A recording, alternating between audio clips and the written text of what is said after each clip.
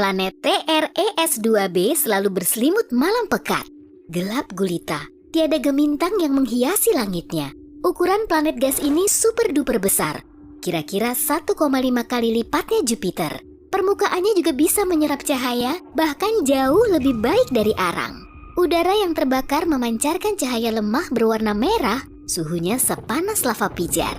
Wah, mantap sekali. Sistem bintang 55 Cancri punya 5 planet. Keempatnya berupa gas raksasa yang mirip dengan Jupiter dan Saturnus. Tapi, satu planetnya, 55 Cancri E memang paling beda dan mencekam. Posisi 55 Cancri E sangat dekat dengan bintang induknya, sehingga setengah permukaannya diselimuti lava cair. Yang setengahnya lagi gelap abadi karena cahaya bintangnya cuma mengenai satu sisinya. Di antara zona benderang dan gelapnya terdapat celah redup. Inilah selajur tipis menuju kegelapan tanpa batas. HD 189733b, jangan suruh aku mengulanginya loh ya, merupakan satu-satunya planet ekstra surya yang terletak di orbit bintangnya. Dalam sekilas memang terlihat indah, permukaannya dipenuhi titiran berwarna putih dan biru dengan pola menakjubkan. Warna-warna cantik ini berasal dari partikel silikat keras di atmosfernya. Terbentuklah hujan kaca. Belum lagi, kecepatan anginnya mencapai 8.700 km per jam atau hampir secepat Mach 7. Sebagai perbandingan, angin terkencang di bumi bergerak secepat 408 km per jam, 20 kali lebih lambat. Karena itulah, kaca yang berjatuhan bergerak secara horizontal dengan kecepatan supersonik dan meluluh lantakan semua objek yang menghalanginya. Sistem planet berikutnya, baca sendirilah ya, punya 3 planet ekstra surya. Semua planet ini perlahan hancur oleh bintangnya. Bintang ini berjenis pulsar, yaitu inti bintang yang meledak dan berputar sangat cepat. Gerakannya menghasilkan getaran elektromagnetik yang sangat kuat ke berbagai penjuru saat berputar hingga ribuan kali per detik. Akibatnya, planet yang mengorbit bintang mati ini perlahan hancur hingga tanpa sisa. Kepler 70 merupakan bintang kerdil panas dan berwarna biru. Bintang ini meledak lalu menjadi raksasa merah 18 juta tahun yang lalu. Pada saat itu, setidaknya terdapat 2 planet yang mengorbit. Planet terbesarnya berupa gas raksasa yang mirip Jupiter. Namanya Kepler 70b. Planet ini masih ada kok, tapi Kepler 70 yang ukurannya jauh lebih besar menelan dan mengubahnya jadi planet berbatu yang sangat panas. Sampai sekarang, Kepler 70b menjadi planet terpanas yang pernah ditemukan. Suhunya lebih tinggi dari permukaan matahari kita. Untungnya, Kepler 70b bisa terus bertahan di dalam Kepler 70.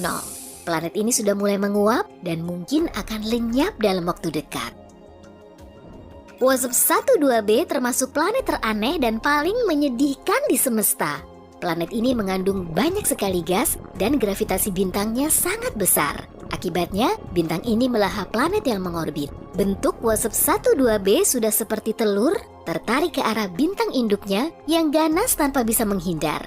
Dalam 10 juta tahun mendatang, WASP-12b akan benar-benar hancur oleh keganasan bintangnya.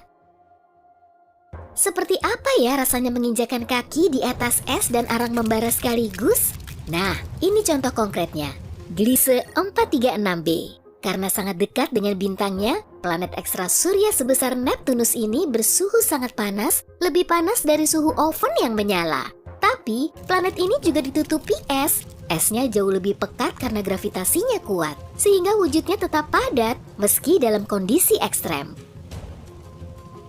Daftar planet menakutkan belum lengkap kalau kita tidak menyebutkan Venus, tetangga bumi. Planet kedua di sistem tata surya ini punya lapisan atmosfer yang sangat tebal dan berawan, sehingga permukaannya jauh lebih panas daripada Merkurius. Letusan gunung berapi kerap menghancurkan Venus. Gravitasinya hampir 100 kali lebih kuat dari bumi, dan awan-awannya tidak terbentuk dari air, tapi dari asam sulfat. Kemudian, awan ini berkondensasi dan mengguyur permukaannya, membuat Venus semakin hancur. Awan ini sangat sulit dilewati, kekuatannya setara dengan badai terkuat yang menerpa bumi. Namanya panjang sekali ya, planet ini sangat dingin. Bintangnya berukuran kecil meski lokasinya tidak begitu jauh dari planet ini.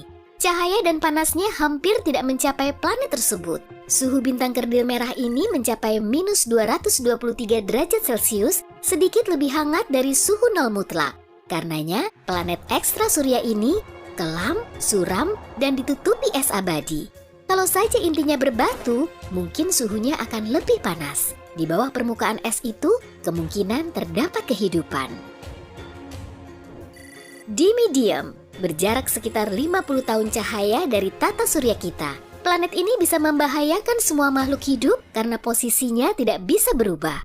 Cuma satu sisinya yang selalu menghadap ke bintangnya, sedangkan sisi lainnya selalu membelakanginya. Sisi yang panas bersuhu di atas 980 derajat Celcius dan anginnya terus bertiup dengan kecepatan 1000 km per jam. Meskipun dimidium berupa gas raksasa, kandungan besinya melimpah. Besi ini meleleh dan menguap di atmosfer, lalu membentuk awan. Saat suhunya turun, besi ini jatuh ke permukaan planet dalam bentuk hujan besi cair. Sangat berbahaya. Lazimnya, oksigen merupakan unsur pembentuk kehidupan di suatu planet. Hal ini tidak berlaku di planet Osiris. Para ilmuwan terkejut saat menemukan oksigen di planet ini, atau lebih tepatnya di sekelilingnya. Karena jarak ke bintangnya 8 kali lebih dekat daripada jarak Merkurius ke matahari. Akibatnya, Osiris akan terus-terusan terbakar karena semua zat yang mudah terbakar. Selain itu, Osiris punya orbit yang sangat pendek. 1 tahun di planet ini cuma 3,5 hari di bumi. Atmosfer di planet ini juga terus meledak dan meleleh oleh panas dari bintangnya. Suhu Carrot Exo 3b memang biasa-biasa saja dibanding planet lain di daftar kita ini. Tapi planet ini lumayan menakutkan dan berbahaya. Bentuknya berupa gas raksasa yang hampir seukuran Jupiter, tapi 20 kali lebih padat. Akibatnya, gravitasi planet ekstra surya ini menarik semua objek di permukaannya 50 kali lebih kuat daripada di bumi. Berdiri di atas planet ini bisa membahayakan, tubuh kita akan langsung hancur karena atmosfernya sangat pekat.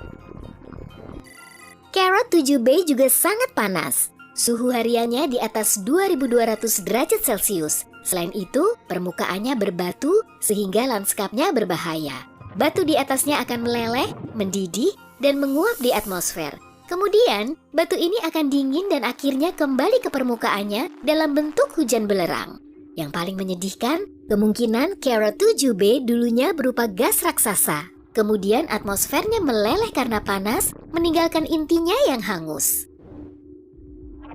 Kita selalu beranggapan batu yang melayang-layang di luar angkasa hanyalah asteroid. Tapi OTS-44 akan membuatmu bergidik dan berpikir ulang. Bayangkan planet yang ukurannya 11 kali lebih besar dari Jupiter melayang di luar angkasa tanpa mengorbit bintang. Ukuran dan masanya super besar, kalau sampai menabrak planet lain, pasti planet itu akan luluh lantak. Sementara OTS-44 akan terus melayang seolah tak terjadi apa-apa.